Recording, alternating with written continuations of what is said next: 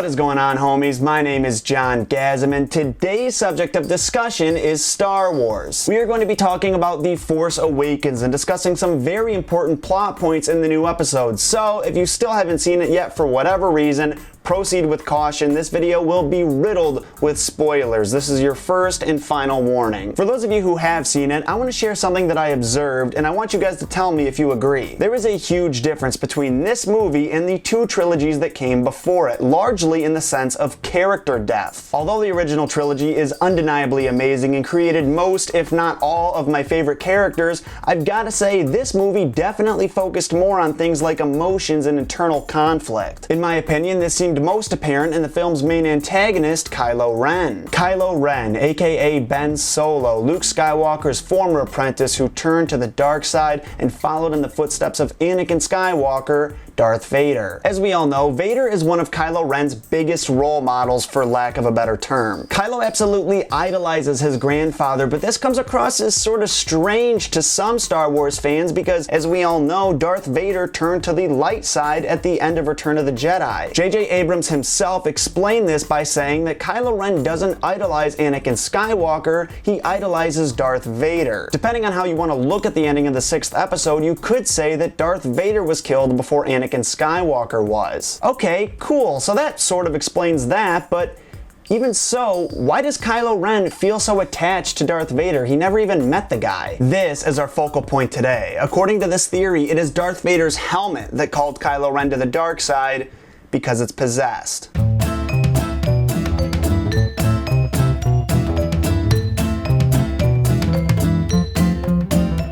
I'm going to start this off by saying do not think of possession in this theory in the horror movie sense. The devil isn't taking over anybody in the Star Wars universe. That being said, someone or something seems to have taken control of Darth Vader's helmet. I'll admit that this theory does require some speculation because as of right now we don't know what happened between episodes 6 and 7. That being said, in my opinion, this is pretty plausible, even more than plausible even. Let's start at the beginning, the burning of Anakin's body. A lot of people, including myself, have questioned why Kylo Ren has Vader's helmet in his possession. No one's saying that he shouldn't have it or that it should have been totally destroyed in the fire because, as we see in the movie, it's pretty damaged, but this just seems sort of weird. Now, the visual dictionary for The Force Awakens says that Vader's helmet was scavenged from the fire, but it doesn't say exactly who scavenged it. Therefore, it could have been Luke after the celebration for the Ewoks was over, or it could have been someone that Luke hired. Maybe he left the moon of Endor and then decided that he wanted the mask for sentimental value, or maybe to serve as a constant warning of the dangers of the dark side. I have my own short theory on this, which I may talk about in another video, but the little details don't really matter right now. What does matter is that Luke eventually got his hands on the helmet. Fast forward a bit, now we have Ben Solo, a student of Luke Skywalker's and probably his most favored due to their familial bond. At some point during his training, Ben comes across the old helmet. Perhaps Luke shows it to him to give him a warning, or maybe he just discovered it amongst Luke's possessions by accident. Either way, the helmet is introduced to him, and whoever or whatever is possessing it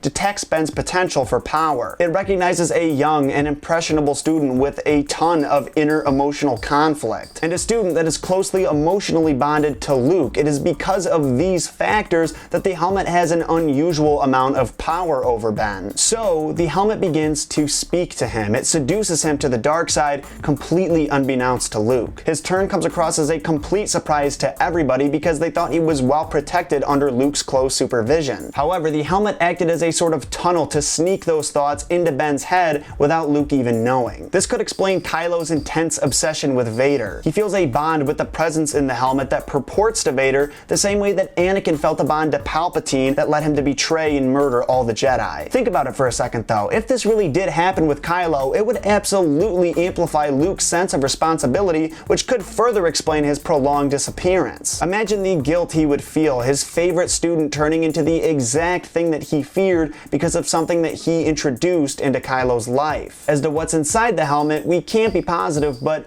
we do have a few guesses. One explanation says that the helmet is simply saturated with dark force energy. This could have happened through the same process that caused Anakin's death. His suit took a large dose of the Emperor's Force Lightning, which is essentially concentrated dark force energy. Also, that explosion you see from the Emperor being thrown down the shaft in the Death Star is canonically dark force energy being released. It could have gone directly into Vader's suit. My personal theory, if it is indeed possessed, is that it's possessed with the same dark force that lived within Vader. It's not necessarily Anakin Skywalker possessing the helmet, but his dark side equivalent that is trying its best to live on. It makes sense to me. After all, Darth Vader is one of the most powerful dark Jedi in history. I don't think it's too far-fetched to think that the dark energy that possessed him could be trying to survive on its own. Now, even though I personally like both of these explanations, there does seem to be one theory that is undeniably more likely, that Supreme Leader Snoke is possessing the helmet. Snoke could be using the helmet to convey images to Kylo in the same way that Luke's lightsaber conveyed images to Rey. It's even possible to think that he mimicked the call of the lightsaber to draw Ben to the helmet initially. This way he could use the idea of Vader's legacy to turn him without ever making direct contact. This also serves to explain just how Snoke reached Ben right under Luke's nose, so I feel like this idea has the highest likelihood of being true. Whatever the correct explanation may be, I'm afraid we're gonna have to wait until episodes 8 and 9 until the picture is further developed. And that, my friends, is today's Star Wars theory.